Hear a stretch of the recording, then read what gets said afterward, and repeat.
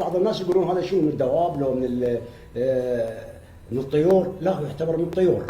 السمك يعتبر من الطيور لانه هو ما عنده جناح، اصلا السمك هو طائف في الماء. يعني السبح مالته وحركته كانه بالهواء. شوف الله سبحانه وتعالى جعل المعادله سرطان البحر شو يعتبر من الدواب؟ لانه على الرمال وعلى التراب يصير. السمك من الطيور وهم اثنيناتهم بحريين بريين. نعم. ومعلومه دا انطيها للناس لانه كثير من الناس ما يتفكرون وما يفكرون الناس بهذا الامر. هو الجن عباره عن يعني قياسه عباره عن 20 سنتيم.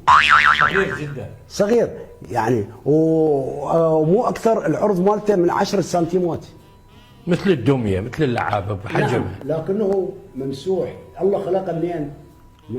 وخلقنا الانسان من صلصال كالفخار، وخلقنا الجان من مارج من نار. مارج يعني المارج شنو؟ يعني شلون مرج البحرين يلتقيان؟ يعني الالتقاء، المروج يعني الالتقاء. من سموم النار. سموم النار شنو؟